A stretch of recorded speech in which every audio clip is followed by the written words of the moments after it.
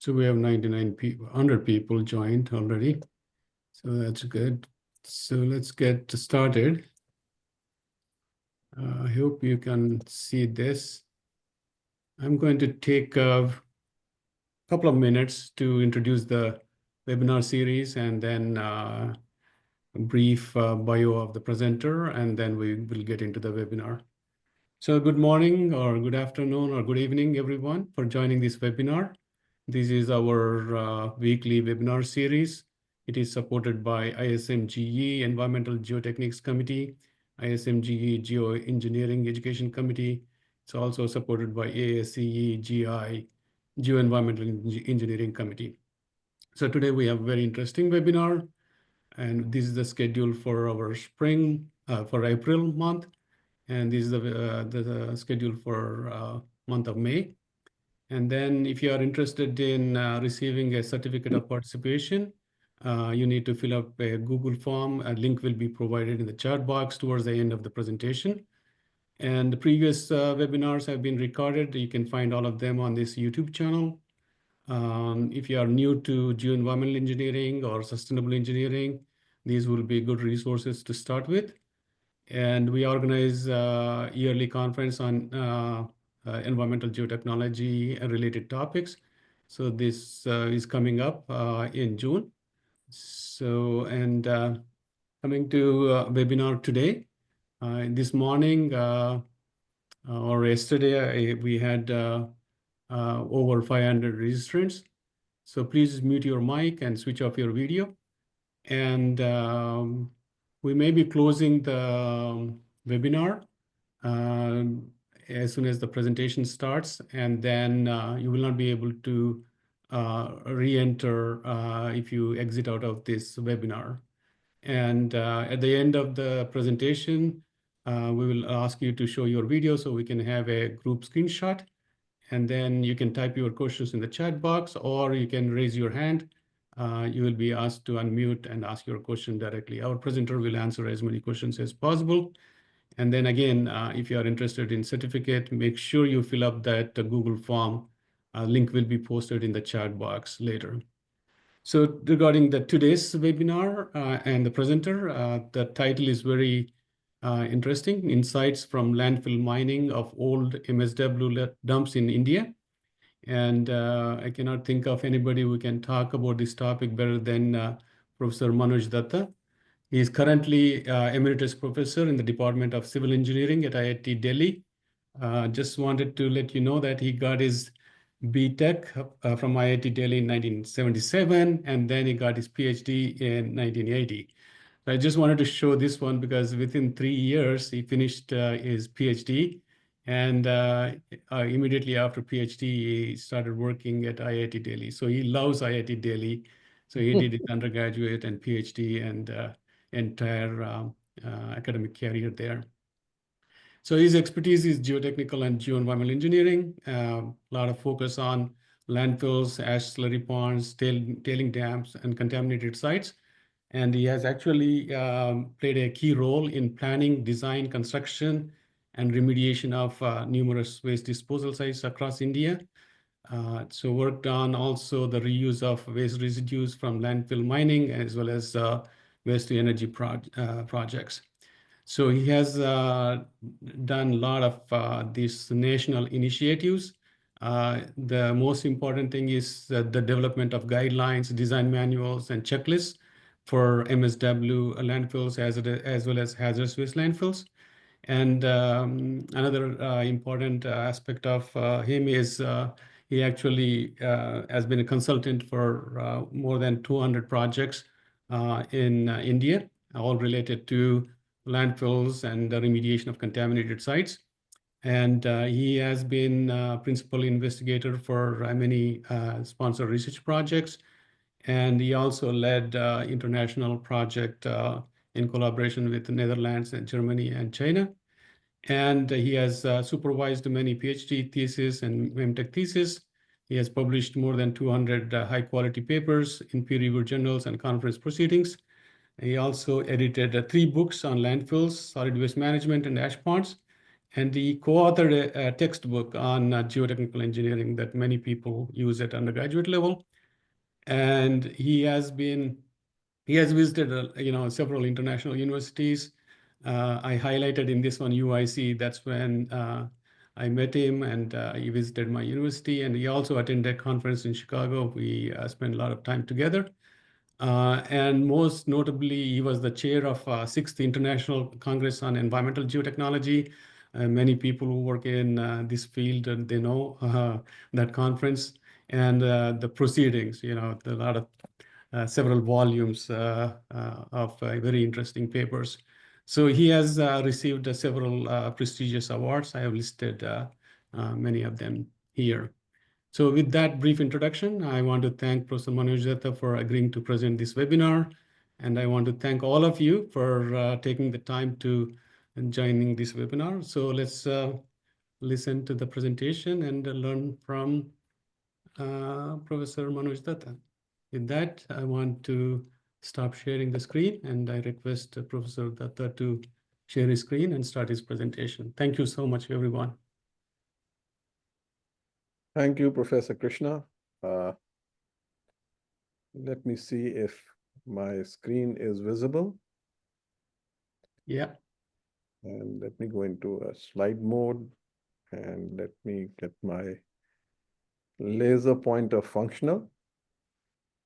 And yeah, it's good, all good. It looks good so far. So good morning, good afternoon, good evening, wherever you are on this wonderful planet. I'd like to thank Professor Krishna Reddy for giving me this opportunity to share something that we have learned only in the last 5 to 6 years. It's been exciting, and I hope that I can unravel the mysteries of landfill mining in India and create that excitement in all of you as well. So we all understand that landfill mining is a desirable concept, both from the point of view of sustainability and circular economics. And we all would like to see landfill mining happening everywhere. But the progress in landfill mining in the developed world is on the wane. And I think one of the issues has always been the economics. But in India, a different form of landfill mining is now thriving and growing by leaps and bounds. So let's have a look at what is happening in India. And let me again say that much of what is happening is at the moment field derived, field developed, and it is not something which is going from lab to land. It is so data is a little sketchy. Much of the information which I share is also because I've had a lot of personal interactions with the people who are operating on these sites, as well as the engineers of the Municipal Corporation of Delhi and other municipal corporations. And I hope I can weave together something which makes a good technical sense to all of us. So landfill mining in India is a political imperative. If you come to Delhi, you see these 3 huge waste mountains. And in every elections, this comes up, can we get rid of these mountains? So landfill mining is actually a quest for a rapid reclamation of the prime land buried beneath the old waste dumps through mining and the recovery of resources through it. So it's not so much driven by recovery of resources as much as it is driven by reducing the heights of these huge mountains and recovering land. So in the past, whenever we would dispose of waste, it would be in a low-lying area.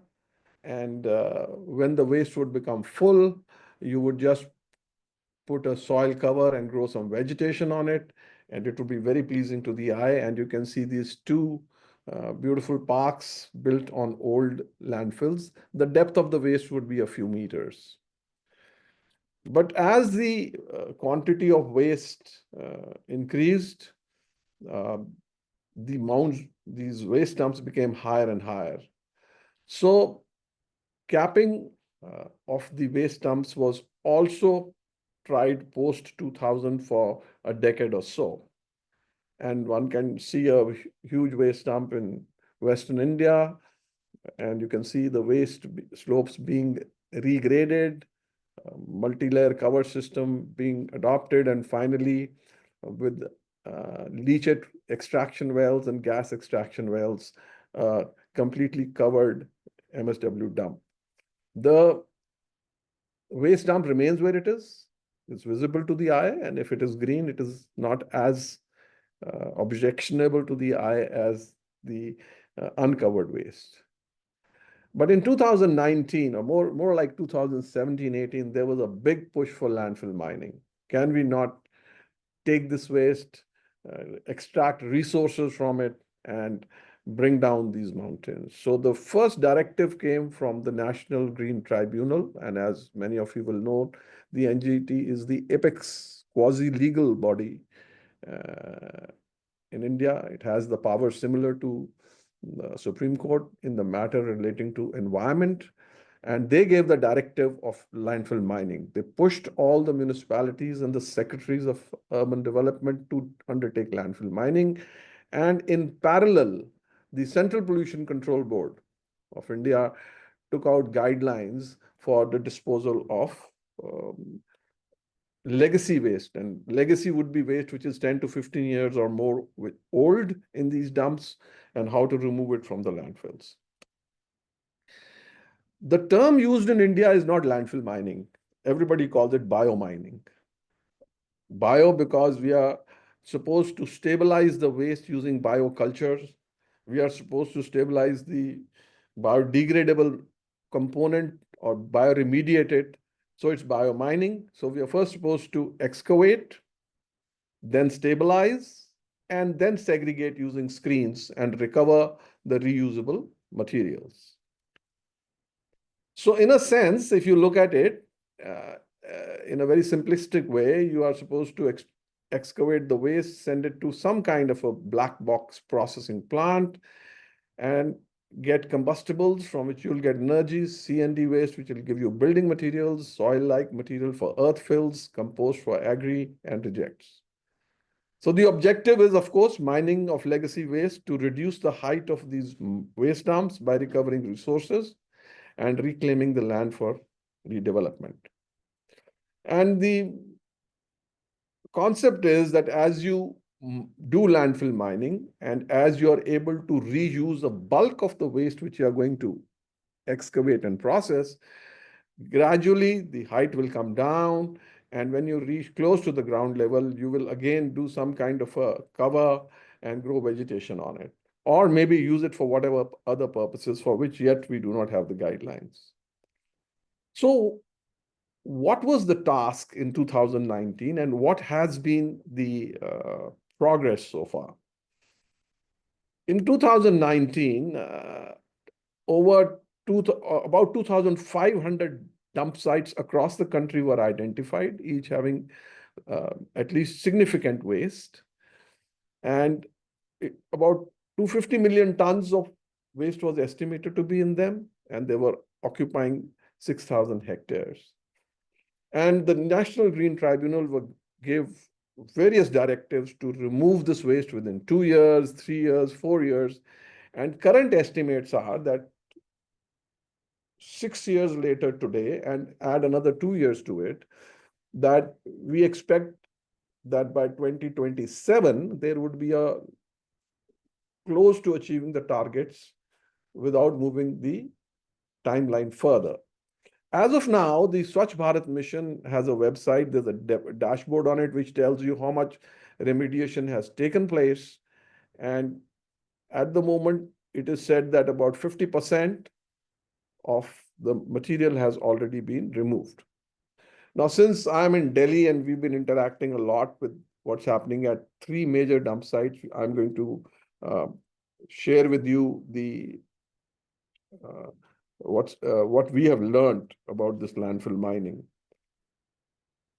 So in Delhi, there were 3 dumps in 2019, almost 60 to 65 meters high and close to the height of Qutub Minar, which is 70 meters plus.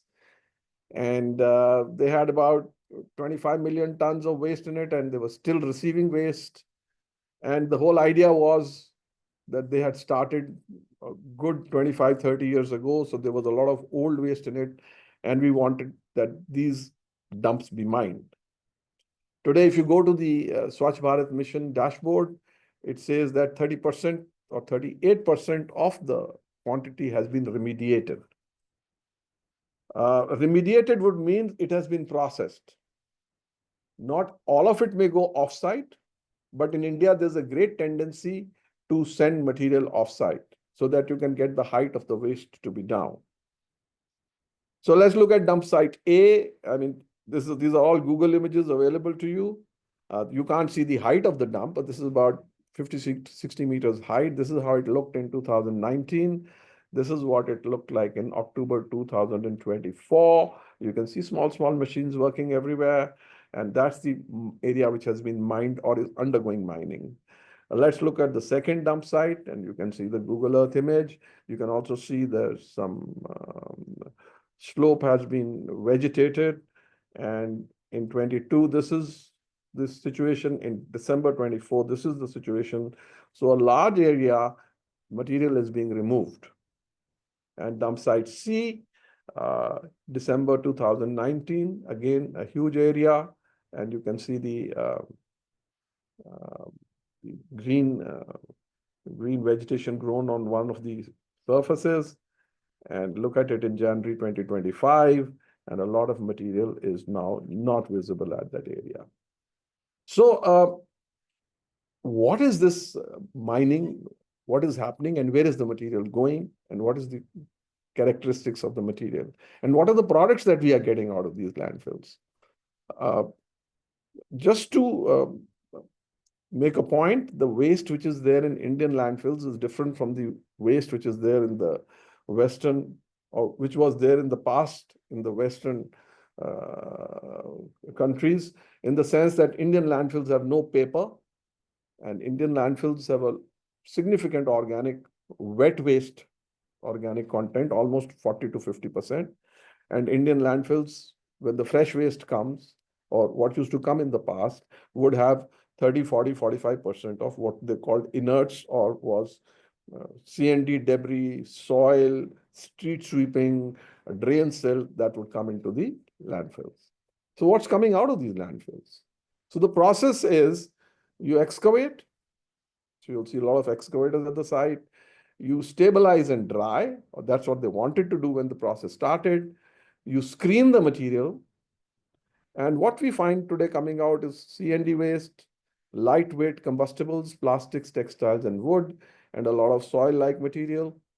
So 3 or 4 products are coming out.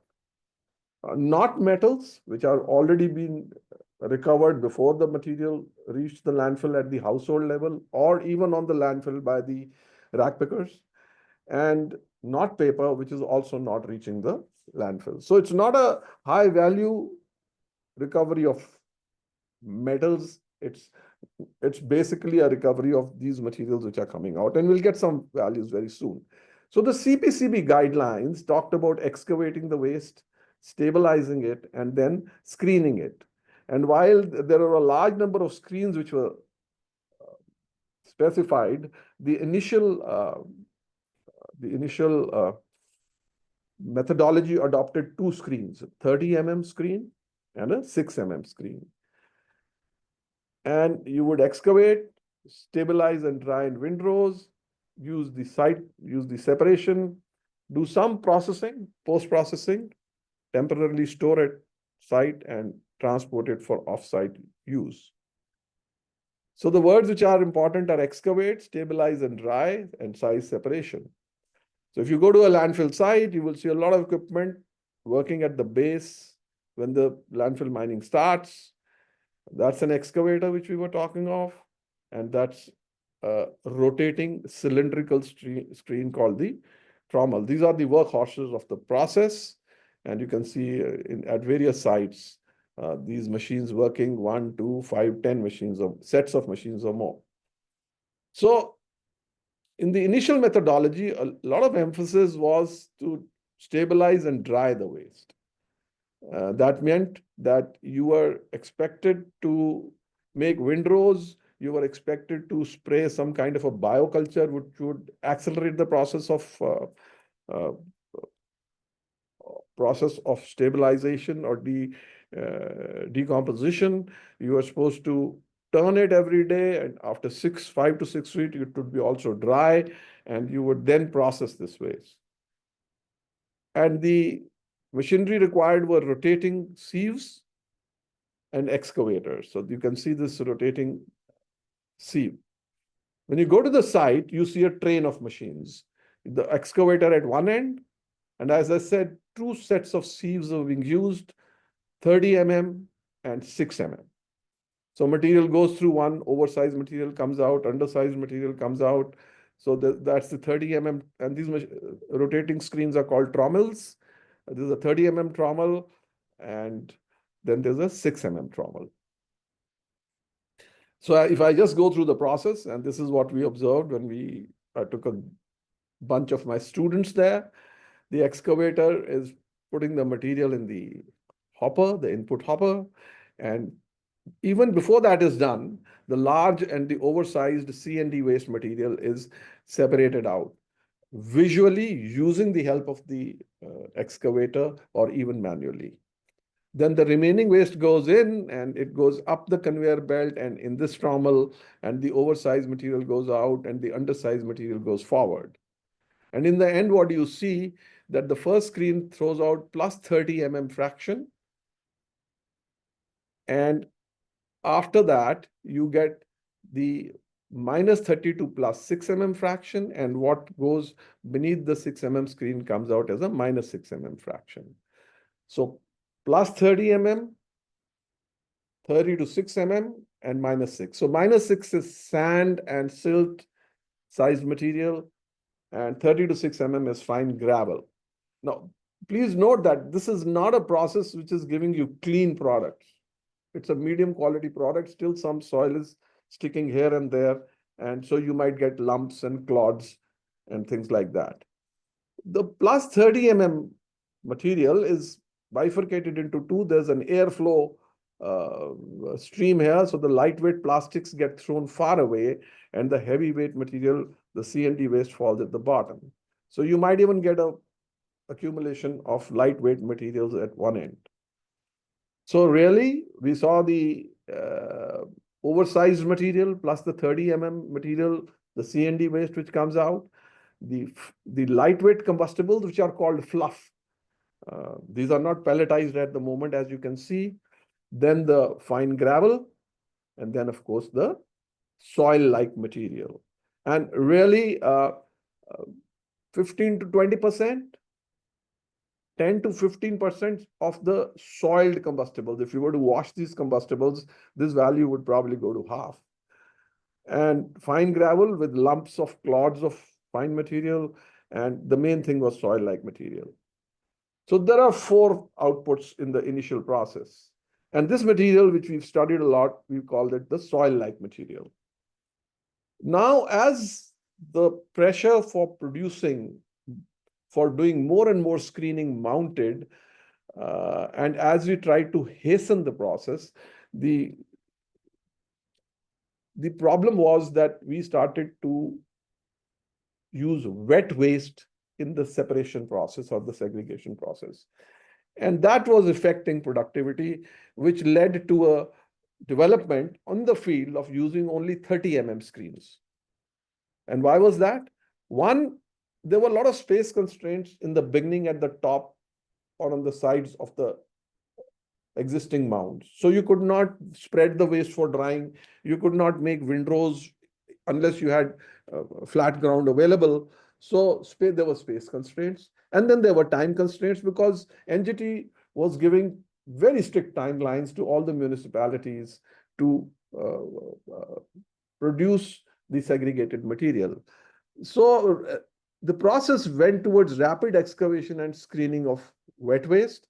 When you use wet waste, and as you will know in the laboratory, a moist waste, the screens tend to become clogged, especially the finer screens. So what began to happen was that the 6 mm screen, the 6 mm sieve size trommel, started to have low productivity. So there was excessive clogging of small screens. Hence, the small screen was avoided. And I can show you this.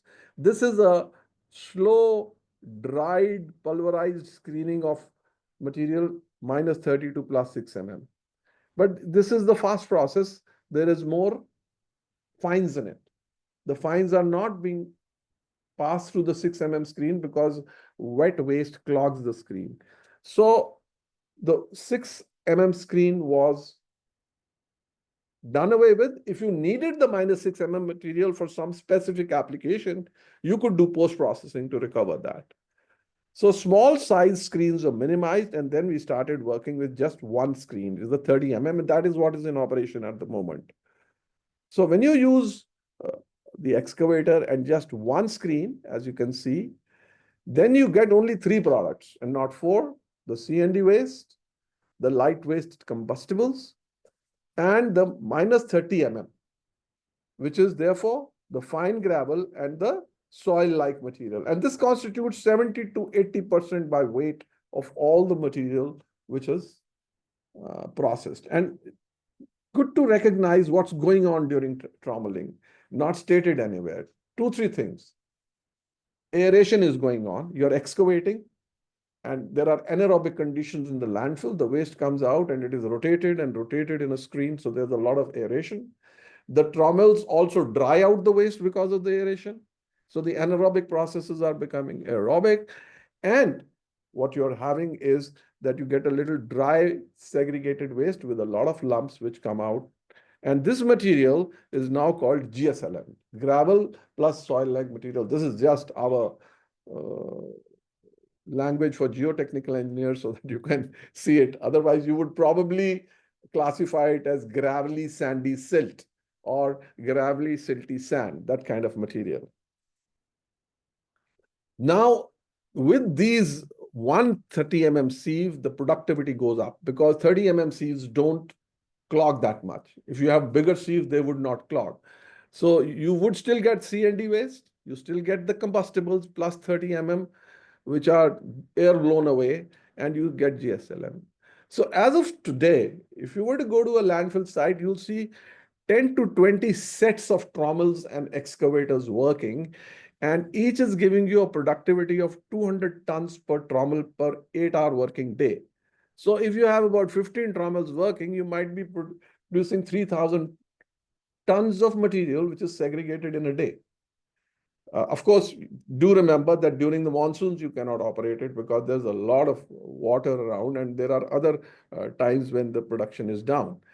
And most of this work is being done by outsourcing. So the contractors are charging as low as 10 to 15 US dollars per ton of the waste for excavation, for trommeling, and removing it from the site to a short distance, which is amazing.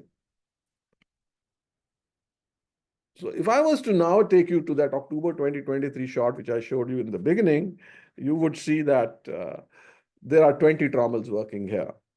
And if I go closer, each trommel has an excavator associated with it, or 2 trommels will have an excavator associated with it. And I could take you for a traffic jam on a municipal solid waste mound. This is what we observed when I and my students went a few, maybe 18 months ago. Trucks are coming in with fresh waste. Dumpers are taking out the trommeled waste.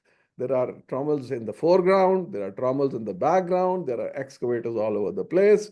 It's a very active place. Now let's look at what we have recovered and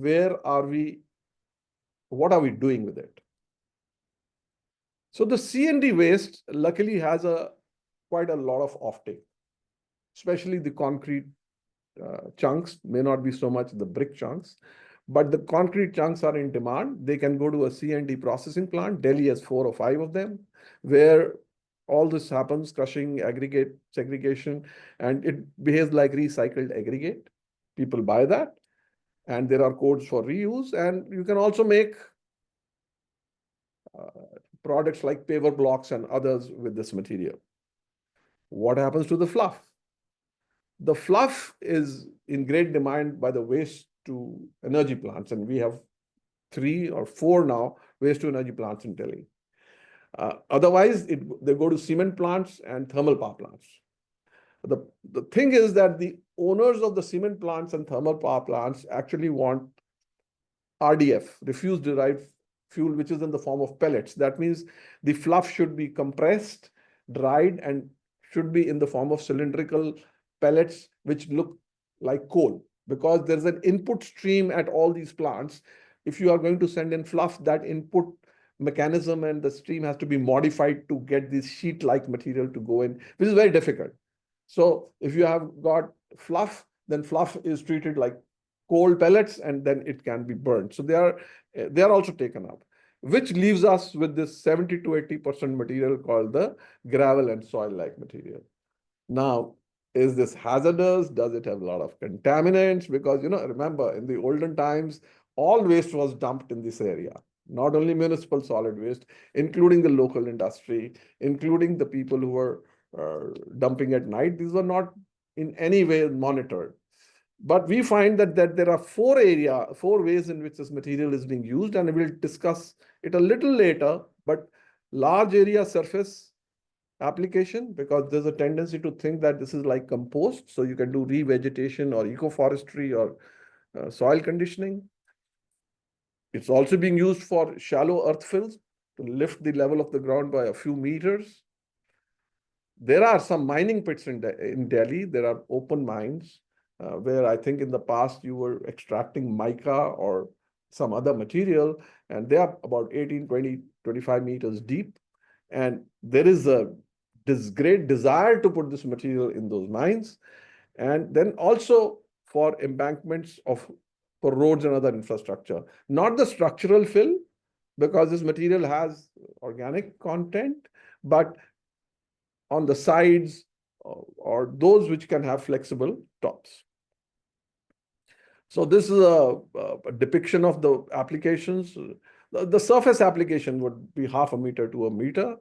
The low-lying areas would be a few meters. The deep pits, as I said, 10 to 20 meters. We will discuss this a little later. But let's first look at this material. So let's look at we first worked a lot with the soil-like material. So the research group at IIT got their hands and feet dirty. We were on these mounds. And some of my research scholars were gritty, resilient enough to be able to work there and because we were working with big samples. These are not small test tube samples. So what did we learn? So first we were dealing with hundreds of kgs when we were doing this sampling. And then when we were doing this, of course, every person in this photograph was given a mask and gloves to wear and shoes for safety. But all of them are not comfortable working in the hot environment with either the mask or the gloves, and on their own would take them off. The results are here.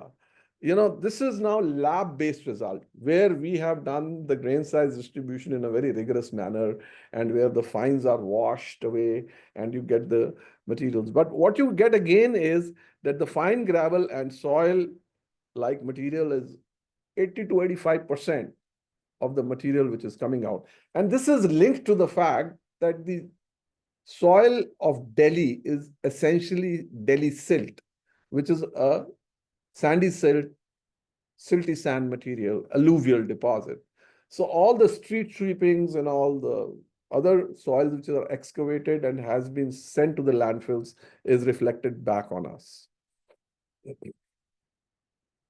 And you can have a visual look at this. All of the materials look the same, but remember the soil-like material is the largest. This is the C&D fraction. We get glass, broken glass. We get very little metal, as I told you. We get ceramics. The textiles, plastics, and wood are there. So the delightful discovery for me was to see a lot of textiles in the landfill. All the rags, your clothes, my clothes, worn, second time worn, third time worn, become a rag, they go into the landfill. So they have a reasonable calorific value. Other the plastics are, of course, in great demand, and we get a little bit of wood. Now, if I look at this material, and I'm going to tell you that there are three fractions in which our students have worked. 0 to 30 is the GSLM, minus 30. 0 to 6 is the SLM, the sand and silt size, and this is the fine gravel size. One thing is, at the trommel, if you pick up the samples and determine their water content, it's high. It's wet waste.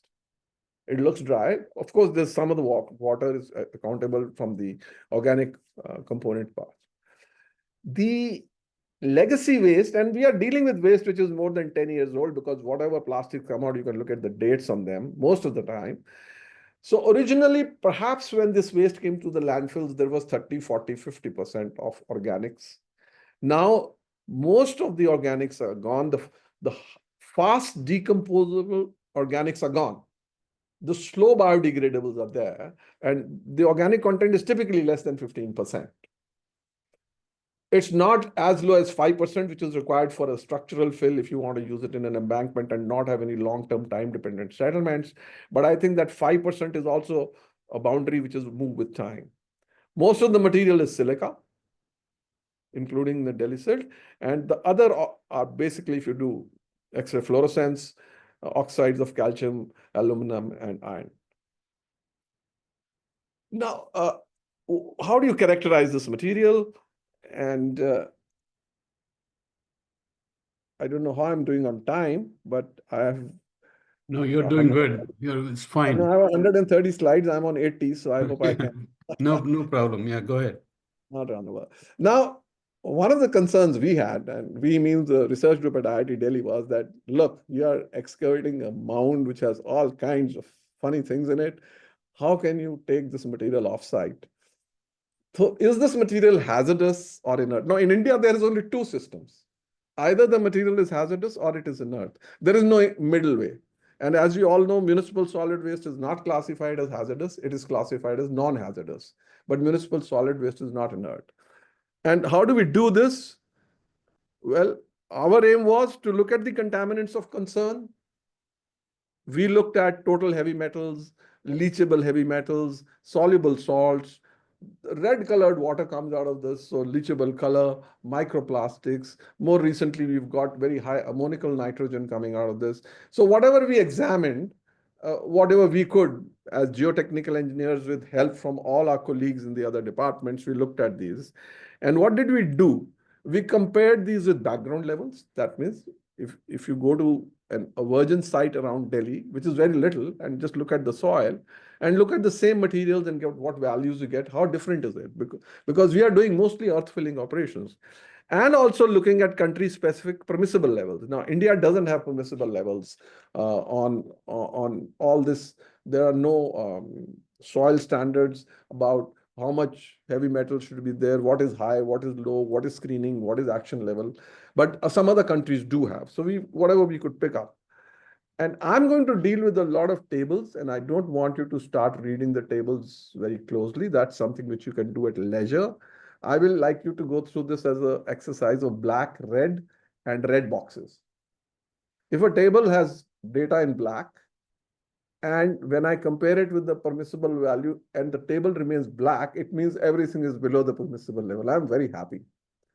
But when I compare it with the permissible, some of the black turns to red, the data, it means that it is excessive. Now, as a geotechnical engineer, if 2 is the limit and I get a value of 4, it doesn't bother me too much, because the boundary, as you know, the boundary of what is correct sugar level in the blood, that can be plus minus something. But if I have a permissible value of 2 and I get a value of 20, then I'm bothered. So the red boxes, if you see red boxes, it means that the material, the contaminant or the constituent is more than 5 times the permissible or the background level. So just look at these graphs in that manner, or the tables in that manner. So I'm going to start with the most adopted test in India, which is the TCLP. We swear by TCLP. TCLP is actually to be used for hazardous waste landfills. It has nothing to do with using it in earth fills. But if you look at this table, everything is black. So our soil-like material, which comes out, is not hazardous, and therefore it automatically gets classified as inert, which is a misnomer. But in any case, we refer to the soil-like material colloquially as inert. Now that gives you a great sense of relief that I'm dealing with inert material, and this results in unrestricted use of the material as an earth fill.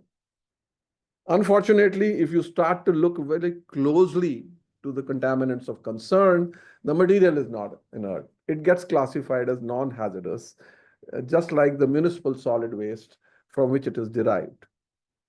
So I'm going to take this first table. This is the concentration of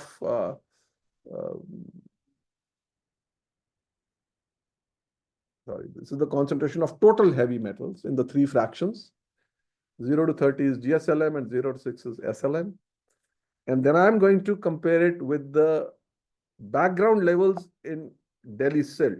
Oops. It doesn't want to move now. Okay.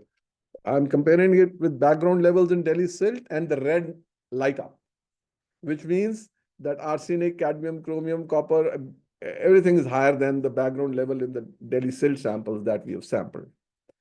I go a little further and many boxes come, which means they're more than 5 times high. But we are just comparing them with.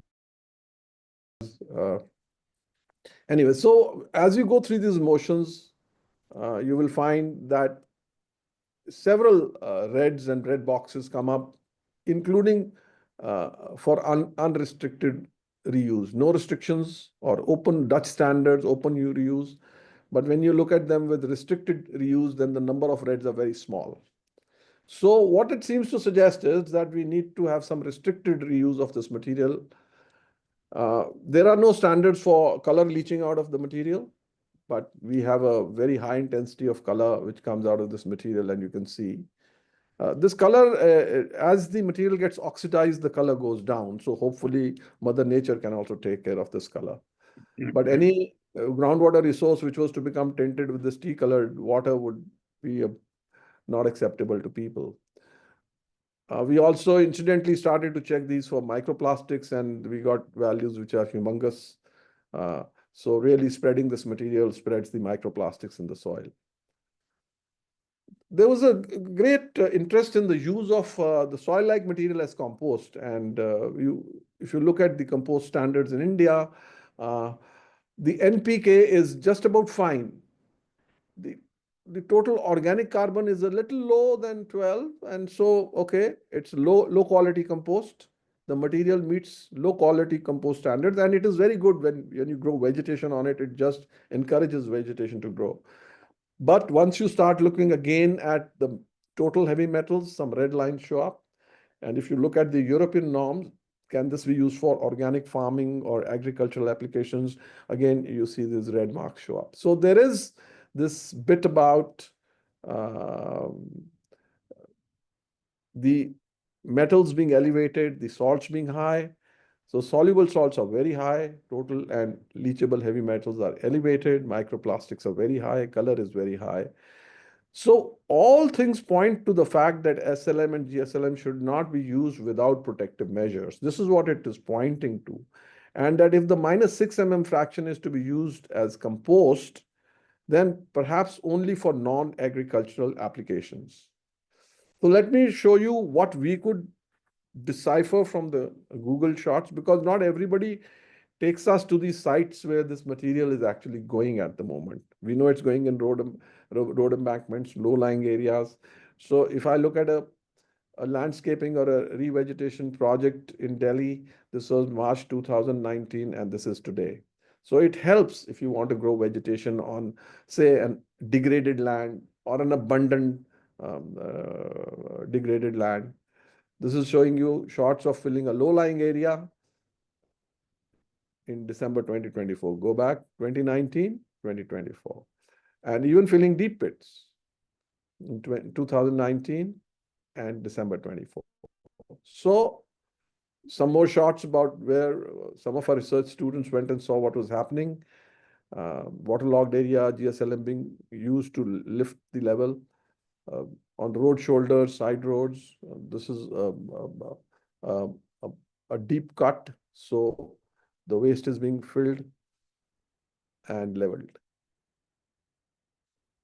So when we do this, and we have no rigorous analysis of what's happening to the contaminants, but a few observations. If we are just using a very thin layer of material as compost or topsoil or a soil conditioner, the impact would be minimal, because once that gets blended with the local soil, the values will anyways go down. And the only concern seems to be that when you grow plants on them, is there an upward mobility due to plant root uptake? So the answer seems to be yes, do whatever we want to do, but keep it for non-edible vegetative species. Also, there is the fact, if you do run some numerical analyses, if you put low permeability layers on these low fills, or on the top and the sides of the embankment, the leachability of the soluble salts and of the other constituents is very low. The real problem occurs with deep pits.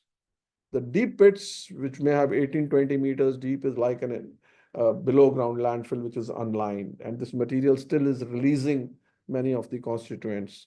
So these are the ones where, and the base of the deep pit is pretty close to the groundwater. So it can reach the groundwater.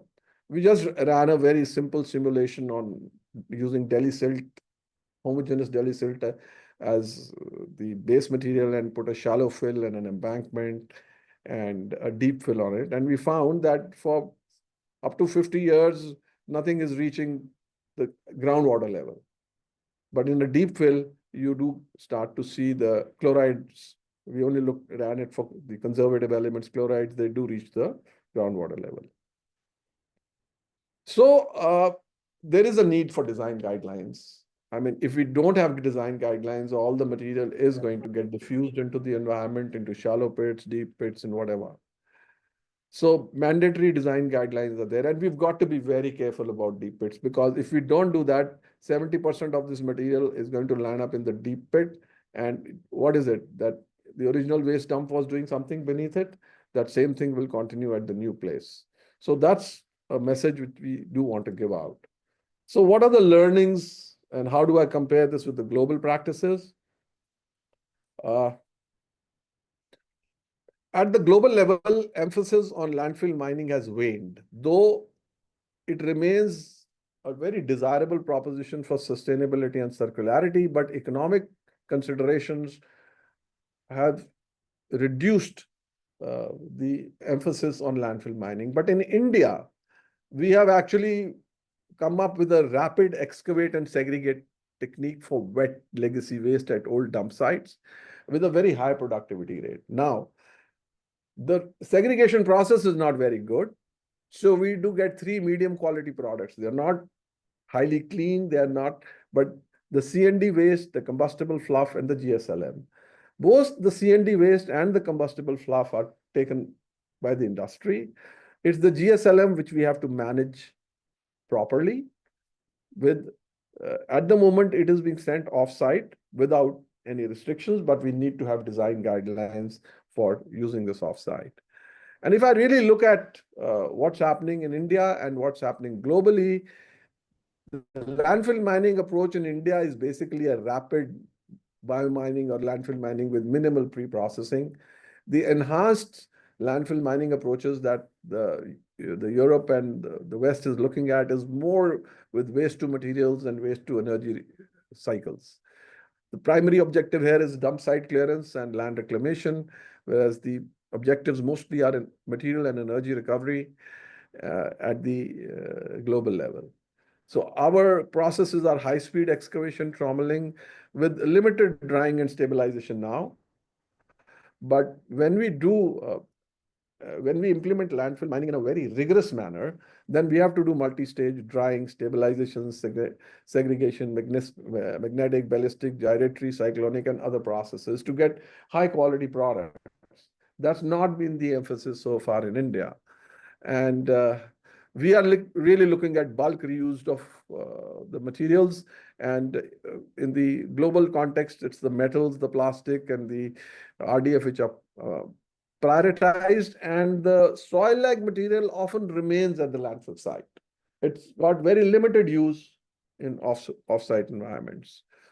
So, as we said, that we are using it as an earth fill, but in the global sense, the emphasis is more on contamination levels, and there are much more stricter controls. So there we are disposing it. We are not doing at the moment any long-term impact, environmental impact assessment. Whereas if you have to do that, then perhaps taking the material offsite would always be a question mark. Our regulatory framework is driven from the top. Once the NGT said you have to undertake landfill mining, nobody had any qualms about removing the material and dumping it in low-lying areas, whereas the framework is much, much more complicated and precise in the developed world. So challenges that are being faced, of course, is that inefficient or incomplete segregation due to sieving and trommeling of wet waste. And the challenges being faced in the West are, of course, higher costs of the high efficiency processes, and this affect the economic viability. And that brings me to my penultimate slide. The future directions for India: we need guidelines for protective design measures to enable that GSLM is used at off-site locations in an environmentally responsible manner. Unrestricted reuse is not desirable.